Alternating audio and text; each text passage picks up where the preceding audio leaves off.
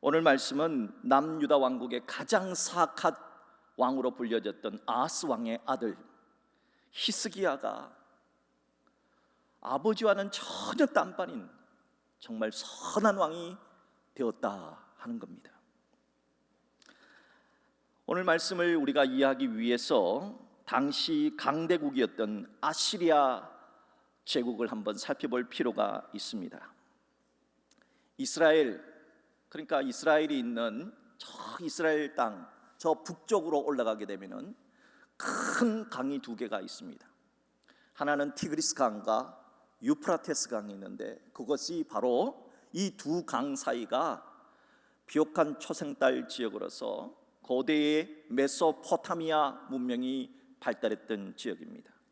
메소포타미아라고 하는 것은 티그리스 강과 유프라테스 강, 두 강 사이다 하는 뜻이 메소포타미아입니다.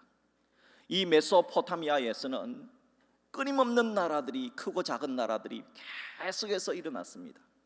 그러나 그 누구도 그 거대한 메소포타미아 지역을 비롯한 오리엔트 지역을 통일한 나라는 없었습니다. 그런데 최초로 통일한 나라가 있습니다. 그게 바로 아시리아 제국입니다. 이 아시리아 제국은 왜 이렇게 거대한 대제국으로 성립할 수 있었고 오리엔트 지역을 최초로 통일할 수가 있었느냐 하니까 그들은 철기 문화를 갖고 있었습니다. 그 당시 다른 나라들은 청동기 문화였습니다. 그런데 철기 문화를 갖고 있었고, 특별히 기마대를 사용해서 아주 빠른 속도로 그리고 다른 나라들을 점령할 수가 있었기 때문에 아시리아 제국은 정말 어마어마한 초강대국이 될 수가 있었던 겁니다.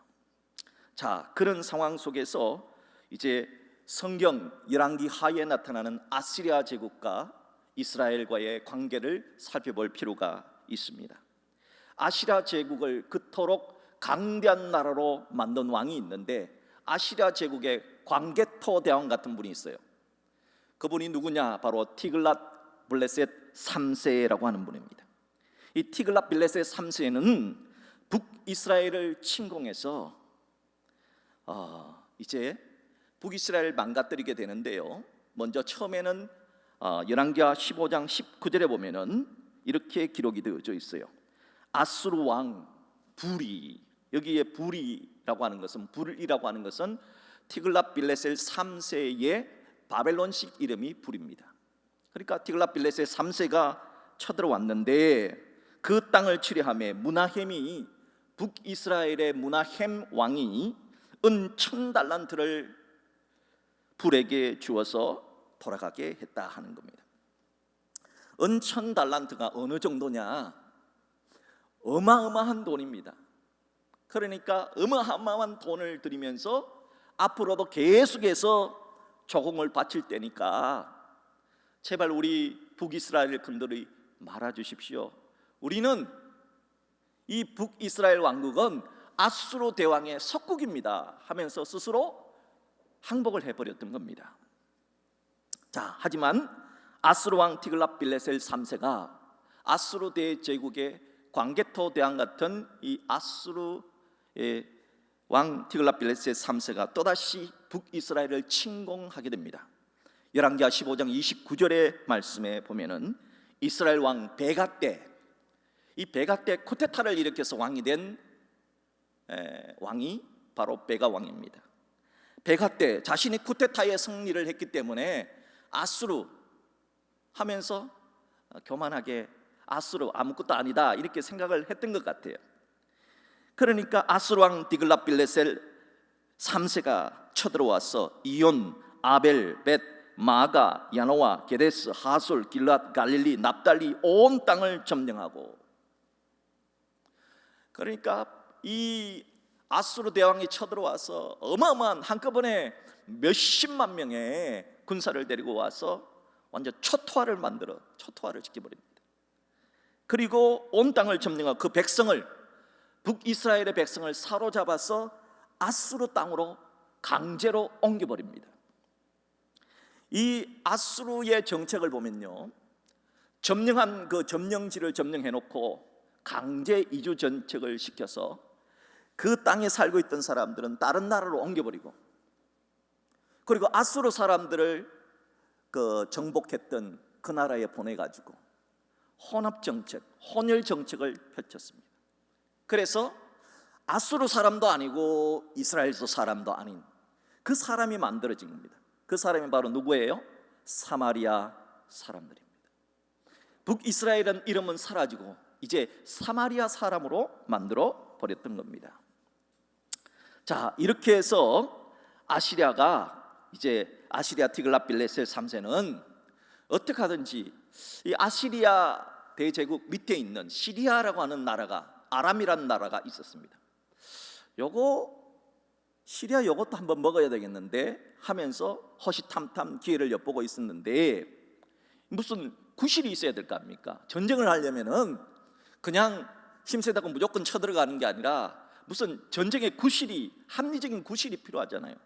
그런데 이때 남유다의 아하스 왕이 아수르 왕 티글랏빌레셀에게 편지를 보냅니다. 도와달라고. 왜 도와달라고 그러냐? 이 아수르 제국이 굉장히 거대 근동에서 오리엔트 지역을 차지하면서 팽창하게 되니까 남하 정책을 펼치게 됩니다. 그러니까 두려움을 느꼈던 시리아가 북쪽에 있는 이스라엘과 연합해서 이제 반아수르 정책을 펼치자, 그래서 남쪽 유다도 동참해달라, 이렇게 얘기를 했습니다. 그런데 이 남쪽 유다의 아하스 왕은 악랄하기로 유명한 왕이거든요. 못되기로 유명한 왕인데 이 왕이 왜 그래야 되냐고 하면서 그거를 이제 그런 상황을 편지로 보냅니다. 아수르 왕 티글랏빌레셀이여, 지금 시리아라고 하는 못된 나라와 북이스라엘이라는 못된 나라가 아수르 왕을 지금 반대하기 위해서 우리나라 보고 자꾸 남유다 왕도 지금 동맹을 맺으라고 하는데 어떻게 아수르 대왕을 배신할 수가 있겠냐고. 그러니까 빨리 군대를 내려보내서 시리아하고 저 북이스라엘을 제거시켜 버려주셨으면 좋겠다고, 도와달라고. 우리가 도와주기만 하면은 평생을 석국이 되어서 매년마다 조공을 바치겠습니다, 이렇게 편지를 보낸 겁니다. 아수르 왕 티글랏빌레셀 3세는 이거 시리아하고 북이스라엘 멸망을 시킬 구실을 찾고 있었는데 아주 이게 잘 된 거잖아요. 그래서 그 편지를 받자마자 그냥 군대를 정설해서 그냥 내려옵니다. 그리고 시리아를 먹어버립니다. 그리고 시리아는 나라는 아수르 제국에 편입시켜 버리게 되는 겁니다. 그리고는 북이스라엘은 어마어마한 그 땅 가운데 사마리아를 빼놓고는 전부 다 가져가 버립니다. 사마리아만 남겨두고 이제 아수르 왕 티글랏빌레셀 3세가 이제 죽게 됩니다. 자, 열왕기하 16장 7절을 보면은 바로 남유다의 아하스 왕이 도와달라고 편지한 비밀 편지 내용이 나옵니다. 열왕기하 16장 7절입니다. 아하스가 아수르 왕 티글랏빌레셀에게 사자를 보내 이르되 나는 왕의 신복이요 왕의 아들이라.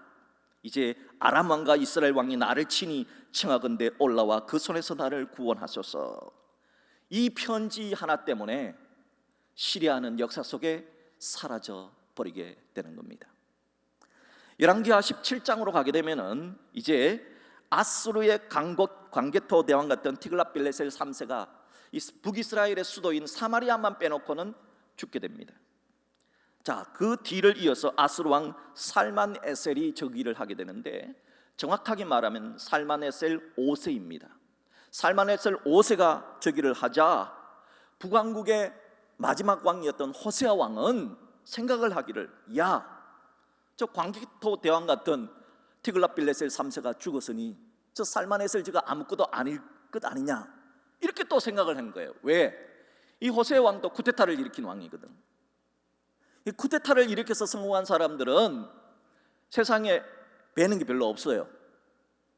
지금 미얀마에 쿠데타가 일어나서 이 장군이 모든 입법, 사법, 행정을 다 갖고 있잖아요.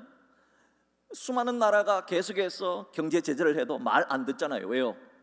자기들은 힘이 있다고 착각을 하는 거지요. 이 호세아 왕도 착각을 한 겁니다. 아수르 별거 아니야. 그 얘기가 들어가자마자 아수르 왕 살마네셀 5세가 분노합니다. 그러면서 북이스라엘 쳐들어옵니다. 그리고 3년 동안 사마리아 성을 에워쌉니다. 3년 동안 사마리아를 에워싸서 굶어 죽입니다. 왜냐하면 공격을 하면은 아수르 군대도 피해를 보잖아요. 그래서 바깥에서 계속해서 토성을 쌓고 시간 날 때 그냥 한 번씩 공격하고 계속해서 있는 거예요. 결국은 북이스라엘은 주전 722년에 역사 속에 북이스라엘이라는 나라는 사라지고 더 이상 북이스라엘이라는 이름 대신 사마리아라고 부르게 된 것입니다. 사마리아는 끊임없이 혼혈 정책에 의해서 태어난 혼혈아들이고, 그리고 하나님도 믿고 우상도 섬기던 짬뽕, 그러니까 피만 섞인 게 아니라 정신도 섞이고 영혼도 섞여버리는 그런 나라가 되었던 것입니다. 자, 요때가 바로 오늘 본문이 시작되는 열왕기하 18장의 히스기야 왕의 시대입니다. 자, 북왕국 이스라엘이 대제국 아시리아 또는 아수르라고 부르기도 합니다. 아시리아 대제국에서 멸망을 당할 때 남쪽 유다 왕국은 히스기야가 왕이 되어서 어떻게 정책을 펼쳤는가 하는 것을 오늘 성경은 말하고 있습니다. 첫째로 히스기야 왕은 최악의 왕, 아버지 아하스 왕의 아들이었지만은 부왕과는 아버지와는 전혀 달랐습니다. 본문 3절을 보십시오. 히스기야가 그의 조상 다윗의 모든 행위와 같이 여호와께서 보시기에 정직하게 행하여. 히스기야 왕의 아버지 부왕 아하스 왕은 정말 이스라엘 역사상 최악의 왕이었습니다. 그런데 히스기야는 그런 아버지는 전혀 다르게 다윗의 길로 갔다는 겁니다. 아버지가 물려준 남유다 왕국은 황폐하고 우상범벅의 나라였습니다. 자, 그런데 어떻게 하는가 보십시오. 본문 4절 우리 한번 같이 읽었으면 좋겠네요. 시작. 그가 여러 산당들을 제거하며 주상을 깨뜨리며 아세라 목상을 찍으며 모세가 만들었던 놋뱀을 이스라엘 자손이 이때까지 향하여 분향함으로 그것을 부수고 너후수단이라 일컬었더라. 히스기야 왕이 산당들을 제거했습니다. 지금까지 남유다의 왕 가운데서 그 어떤 왕도 산당을 제거한 왕은 없었습니다. 그런데 산당을 제거한 겁니다. 주상을 깨뜨리며, 주상이라고 하는 것은 여러분들 보통 이제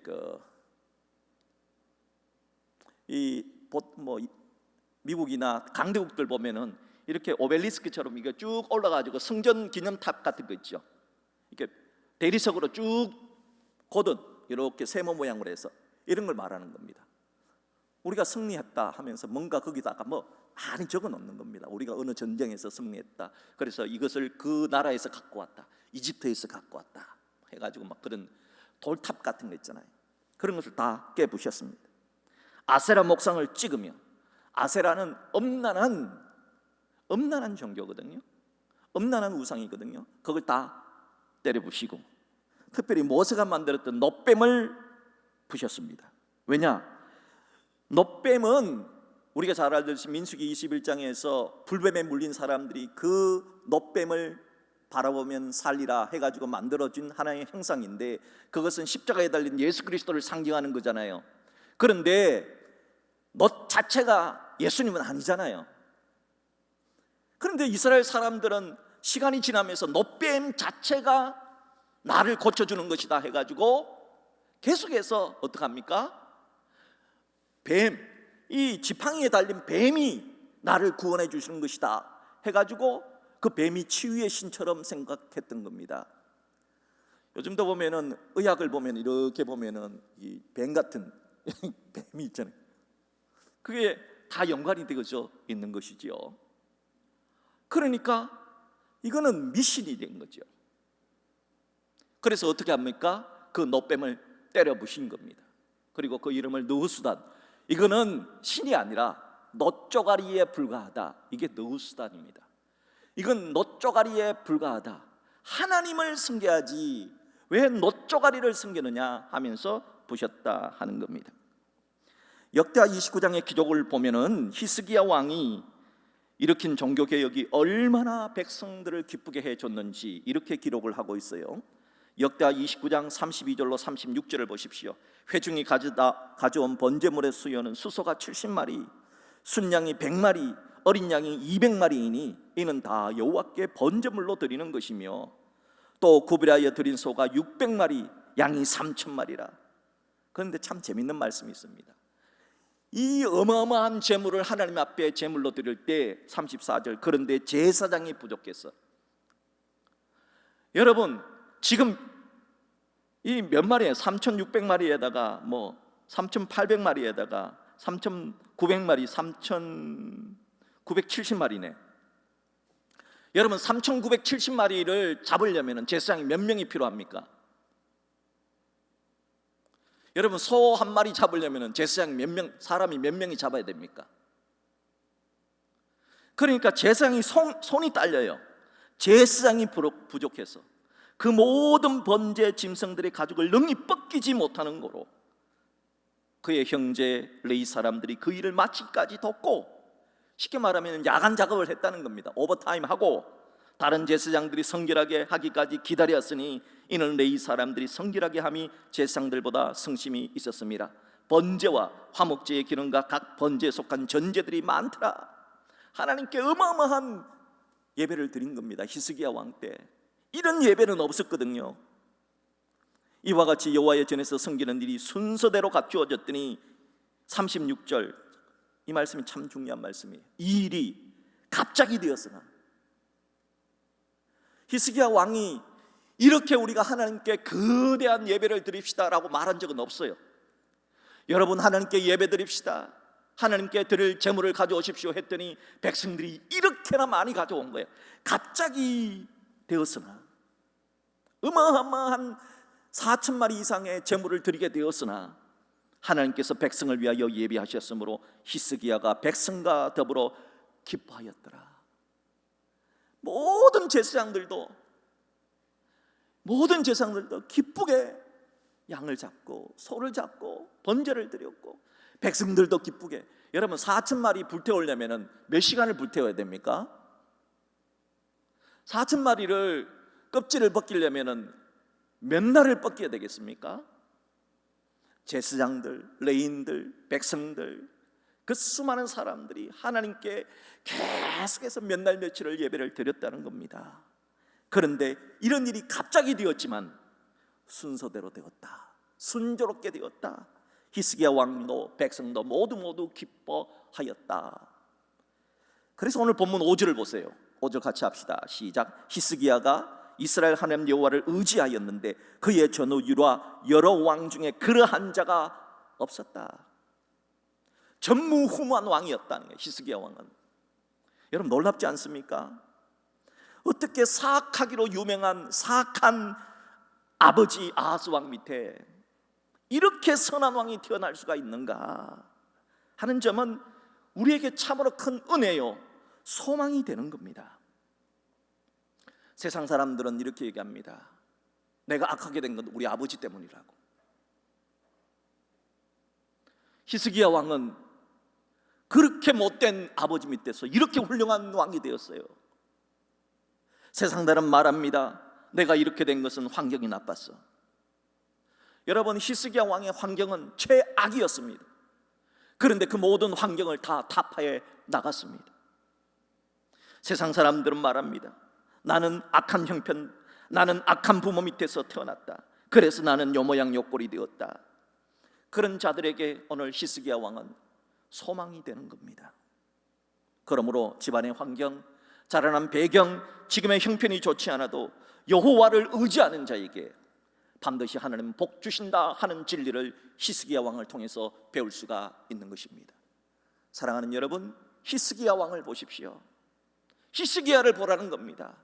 환경이 좋지 못해도, 부모님이 좋지 못해도 히스기야는 하나님 보시기에 전무후무한 왕이 되었다 하는 겁니다. 둘째로 하나님께서는 이런 히스기야 왕에게 형통의 복을 내려주셨습니다. 본문 7절 전반절을 보십시오. 여호와께서 그와 함께 하심에 그가 어디로 가든지 형통하였더라. 형통이 뭡니까? 뻥 뚫리는 거 아닙니까? 하나님은 하나님을 의지하는 자, 하나님의 주신 말씀과 법도를 지키는 자, 어디로 가든지 형통의 복을 주신다 하였습니다. 그래서 본문 8절을 보십시오. 그가 블레셋 사람들을 쳐서, 평생의 원수 블레셋, 이 블레셋 사람들을 쳐서 가자 지구, 가사와 그 사방에 이르고 망대에서부터 견고한 성까지 이르렀더라. 태평 시대가 열렸다 하는 겁니다. 그러므로 우리는 가정 탓, 부모 탓, 환경 탓 하는데 에너지를 쓰지 말고 여호와를 의지하고 여호와의 말씀대로 살아가는 것이 형통의 복임을 알고 우리는 그렇게 살아야 될 줄 믿습니다. 여러분 가운데 누구를 원망하고 싶을 때가 많죠. 그런데 원망할 대상이 없으니까 무슨 건수만 생기면 그 사람한테 그냥 비판을 하고 있는 겁니다. 코로나19가 지속되다 보니까 우울증이 지속되잖아요. 그러니까 뭔가 건수를 잡아야 돼. 욕하고 싶은 건수. 그러니까 요즘은 사람들이 신경이 예민해서 조금만 잘못하면요 아주 집중 포화를 받습니다. 그래서 요즘 같은 날은 더 조심해야 되는 거지요. 바로 히스기야 왕은 그러한 환경 속에서도 욕하지 않고 부정의 말을 하지 않고 하나님을 의지하고 하나님 말씀대로 살았더니 하나님께서 형통의 복을 주셨다 하는 겁니다. 자, 그런 반면에 다시 북이스라엘 왕국, 멸망한 북이스라엘 왕국의 이야기를 오늘 열왕기하 18장은 다시 기록하고 있어요. 본문 9절 10절을 보십시오. 본문 9절 10절. 히스기야 왕 제4년 곧 이스라엘 왕 엘라의 아들 호세아 제7년에 아수르의 왕 살마네셀, 정확하게 말하면 살마네셀 5세가 사마리아로 올라와서 에워쌌더라. 3년 후에 그 성읍이 함락되니 곧 히스기야 왕의 제6년이요 이스라엘 왕 호세아 제9년에 사마리아가 함락되매. 북이스라엘의 멸망은 이미 우리가 요 앞에 지난주에 살펴봤던 열왕기하 17장에 다 기록되어져 있습니다. 그런데 또다시 북이스라엘 멸망한 이야기를 또다시 기록한 이유는 뭐냐? 12절 말씀 때문입니다. 12절 말씀 때문에. 12절 같이 할까요? 시작. 이는 그들이 하나님 여호와의 말씀을 듣지 않고 그의 언약과 여호와의 종 모세가 명령한 모든 것을 따르지 아니하였음이더라. 왜 남유다의 히스기야 왕은 형통하고 북이스라엘은 망했는가? 그 이유를 설명하기 위해서 망한 북이스라엘의 이야기를 또다시 끄집어내고 있는 겁니다. 그 이유는 하나님의 말씀을 듣지 않았기 때문이다. 하나님의 말씀을 따르지 않았기 때문이다. 하나님의 말씀을 따랐던 히스기야 왕은 형통하고 하나님의 말씀을 따르지 않았던 북이스라엘은 망한 것이다.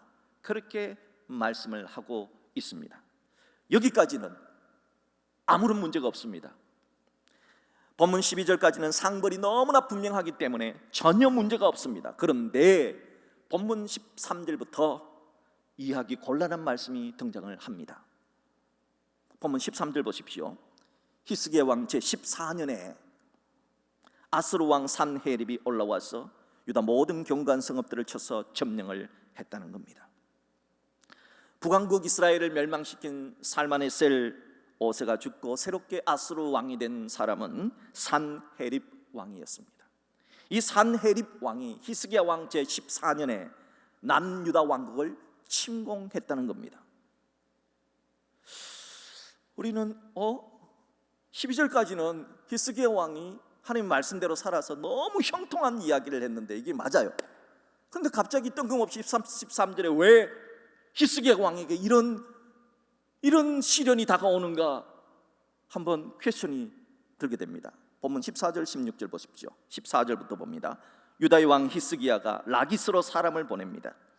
라기스에 누가 있느냐? 아시리아의 산헤립 왕이 예루살렘에서 불과 50km 떨어진 라기스의 아수르 군대를 18만 5천 명을 거느리고 거기에다가 군 사령부를 설치했기 때문입니다. 히스기야 왕은 아수르를 의지하지 않았습니다. 그러면 어디를 의지했느냐? 애굽을 의지한 것 같아요. 애굽을 의지해서 애굽을 기대했습니다. 애굽이 도와주기를 원했습니다. 그런데 우방국이라고 말했던 애굽이 도와주지 않습니다.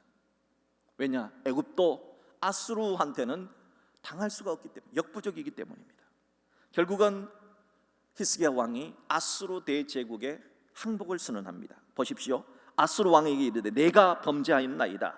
나를 떠나 돌아가셔서 왕이 내게 지우시는 것을 내가 당하리이다 하였더니 아수르 왕이 곧 은 300달란트와 금 30달란트를 정하여 유다 왕 히스기야에게 내게 한지라. 330달란트의 금 은을 바치게 했다는 겁니다. 엄청난 조공입니다.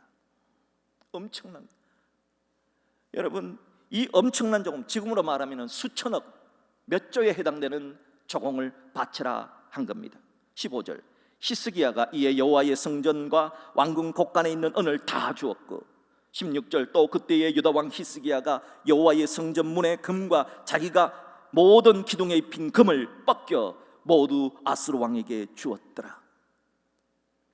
하나님을 섬기기 위해서, 하나님을 기쁘게 하기 위해서 자신의 손으로 하나님의 성전의 기둥에다가 금을 발랐는데 그 금까지 다 벗겨서 아수르 왕에게 바쳤다는 겁니다. 엄청난 조공을 바쳤다는 겁니다.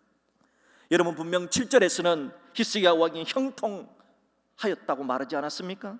그런데 어떻게 이 14절에 와서는 어째서 아시리아 왕에게 내가 범죄하였나이까 하고 수치스러운 고백을 하고 항복을 하고 예루살렘 성전의 문과 예루살렘 성전에 입힌 금까지 벗겨서 조공을 바치는 수치스러운 상황에 이르게 되었느냐 하는 겁니다.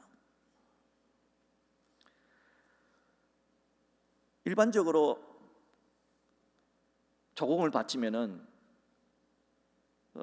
아수르 대군이 이제 그걸 받고 난 다음에 물러가야 되잖아요, 그렇죠? 돈을 받았으니까, 수천억을 받았으니까 물러나야 되는데 안 물러납니다. 이게 이상해요. 오히려 아수르 왕 산헤립은 돈은 돈대로 받고, 돈은 수천억은 수천억을 그대로 받고 18만 5천의 대군을 이끌고 이제 북쪽 사마리아를 에워싸서 공격을 했던 것처럼 남유다의 수도인 예루살렘 성을 포위해서 빙 둘러서 이제 공격을 하려고 했던 겁니다. 심리전을 펼쳤던 겁니다. 아수르 왕에게는, 아수르 왕 산헤립에게는 아주 뛰어난 외교적인 전략을 가진 사람이 있었는데 그 사람이 누구냐? 바로 랍사게라고 하는 장관입니다. 이 랍사게를 포함한 3명의 특사를 파견을 시킵니다. 자, 아수르 왕도 3명을 보내니까 유다의 히스기야 왕도 3명의 특사를 보냅니다. 3대3으로 아수르의 장관 3명, 유다 왕국의 장관 3명이 3대3으로 회의를 합니다. 자, 특별히 아수르 왕이 보낸 외교 특사 가운데 유대말을 아주 능통하게 잘하는 언어의 달인이 있어요. 그 사람이 누구냐? 바로 랍사게입니다. 이 랍사게가 심리전을 펼치는데 엄청난 조롱과 협박을 펼칩니다. 자, 본문 23절 보십시오. 어떤 심리전을 펼치는가? 청하건대 이제 너는 내 주 아수르 왕과 내기하라. 내가 만일 말을 탈 사람을 낼 수 있다면 나는 내게 말 2,000마리를 주리라. 유다에 말 탈 사람은 한 명도 없지 않느냐, 말 탈 수준도 안 되지 않느냐, 이렇게 얘기를 합니다. 24절 보십시오. 내가 어찌 내 주의 신하 중 지극히 작은 지휘관 한 사람인들 물리치며 애굽을 의뢰하고 그 병과 기명을 얻을 듯하냐? 아수르의 아주 그 소대장 조그마한 지휘관 한 명도 야, 너희 나라 대장군보단 훨씬 낫다, 이렇게 얘기를 한 겁니다. 계속해서 막 이거 분을 속타게 하는 거죠. 본문 25절 보십시오. 내가 어찌 여호와의 뜻이 아니고야 이제 이곳을 말하러 올라왔겠느냐? 여호와께서 전에 내게 이르시기를 이 땅으로 유다 땅으로 올라와서 쳐서 멸하라 하셨느니라. 이제는 거짓말까지 합니다. 이 하나님이 명령이 아니면 어떻게 하나님을 믿는 너희 유다 왕국을 내가 칠 수 있겠느냐? 하나님이 아수르 왕에게 명령하셨다, 유다를 치라고. 그러니까 항복해라고 말을 하는 겁니다. 당시의 국제 언어는 국제 공용어는 아람어입니다. 아람어. 그러니까 보통 대표단은 이제 3대 3으로 각 나라의 대표단이 3대 3으로 만나면 밀실에서 만나는 거예요. 밀실에서 만나서 국제 공용어인 아람어로 대화를 하게 돼 있는 거예요. 그 당시 회의가. 그런데 이 사람들이 지금 어디서 이런 말을 하느냐? 밀실이 아니에요. 예루살렘 빨레터예요. 예루살렘 성 빨레터. 빨레터가 어떤 곳인지 아시죠? 아낙네들이 많이 몰리는 그 빨레터 옆에 있는 큰 길가에 모여가지고 그것도 아람어로 말하지 않고요, 유대말로, 아주 능숙한 유대말로 계속해서 말을 하기 시작하는 겁니다. 그러니까 유다의 대표단들이 부탁을 합니다. 우리가 알아듣겠으니 청하건대 아람말로 당신의 종들에게 말씀하시고, 요즘 같으면 영어로 얘기합시다. 영어로 성 위에 있는 백성들이 듣는 데서 유다말로 우리에게 말씀하지 마옵소서. 제발 우리나라 말로 말하지 말아달라고 그렇게 부탁을 합니다. 그러자 아시리아의 특사인 랍사게가 뭐라고 얘기하느냐? 본문 27절 더 큰 소리로 얘기합니다. 랍사게가 그 얘기 이르되 내 주께서 내 주와 내게만 이 말을 하라고 나를 보내신 것이냐? 왜 그렇게 해야 되냐 이거죠. 성 위에 앉은 사람들도 너희와 함께 자기의 대변을 먹게 하고 자기의 소변을 마시게 하신 것이 아니냐 하면서 유다말로 큰 소리로 유다 백성들을 향하여 큰 소리로 들어라 하고 말을 했던 겁니다. 본문 29절 보십시오. 왕의 말씀이, 아수르 왕의 말씀이 너희는 히스기야에게 속지 말라. 그가 너희를 내 손에서 건져내지 못하리라. 히스기야 왕에게 속지 말아라 유다 백성들아. 본문 30절 31절 보십시오. 또한 히스기야가 너희에게 여호와를 의뢰하라 함을 듣지 말라. 그가 이러기를 여호와께서 반드시 우리를 건지실지라. 이 성읍이 아수르 왕의 손에 함락되지 아니하게 하시리라 할지라도 너희는 히스기야의 말을 듣지 말라. 아수르 왕의 말씀이 너희는 내게 항복하고 내게로 나오라, 내게로 나오라, 항복하라는 말을 합니다. 그래서 계속해서 말하기를 35절을 보십시오. 민족의 모든 신들 중에 누가 그의 땅을 내 손에서 건졌기에 여호와가 예루살렘을 내 손에서 건지겠느냐? 예루살렘도 내 손에서 건질 신이 없다. 여호와도 내 손에, 아수르 왕의 손에서 건질 수가 없다. 이렇게 말하며 조롱을 했습니다. 이 말을 들었던 유다 대표단들은 너무 참담하여 그냥 그 자리에서 옷을 다 찢고 그 찢어진 옷을 입고 히스기야 왕한테 가서 랍사게의 말을 전합니다. 사랑하는 여러분, 왜 7절에서 그토록 형통하던 히스기야 왕이 어찌하여 지금에 와서는 이런 모독과 수치를 당하게 될까요? 그 이유가 뭘까요? 그것을 전해주는 것이 바로 오늘 본문의 메시지입니다. 그것은 왜 하나님은 히스기야 왕에게 시련을 주셨는가 하는 겁니다. 왜 그랬을까요? 연도를 계산을 해보면 우리가 추측을 해볼 수가 있습니다. 북이스라엘이 아시리아 제국에 의해서 멸망한 때가 언제입니까? 히스기야 왕이 다윗의 길로 가며 여호와만 섬기면 형통했던 때가 언제입니까? 히스기야 왕이 된 지 즉위한 지 1년에서 6년 사이입니다. 그런데 히스기야 왕이 지금 아시리아에 의해서 멸망을, 지금 이런 시련을 겪은 때는 언제입니까? 13절에 보니까 저기 14년. 그러니까 히스기야가 왕이 된 지 6년까지는 형통했습니다. 그런데 그 가운데 8년 세월이 성경에 기록이 없습니다. 6년에서 8년이 지난 다음 14년째 이런 시련, 이런 고난, 이런 모독, 이런 조롱을 당하거든요. 그럼 도대체 8년 동안 무슨 일이 있었을까? 추측을 해볼 수가 있습니다. 어디에서 추측을 해볼 수가 있느냐? 14절에 보니까 아시리아 왕에게 항복할 때 뭐라고 말합니까? 내가 범죄하였나이다. 아니, 도대체 무슨 죄를 지었습니까? 이 남유다의 아시아 왕은, 이 히스기야 왕은 처음에는 초심을 지키며 정말 다윗의 길로 가는 것이 맞습니다. 그래서 형통한 복을 받았습니다. 나라가 든든해졌습니다. 그러면서 조금씩 느슨해져 간 것이 아닌가. 히스기야 왕이 그렇게 초심을 잃어버린 것이 아닌가 하는 추측을 해볼 수가 있는 겁니다. 우리는 이것을 통해서 알 수 있는 것이 하나님이 히스기야 왕을 단련시키려는 의도로 이런 시험을 주고 있음을 우리는 알 수가 있습니다.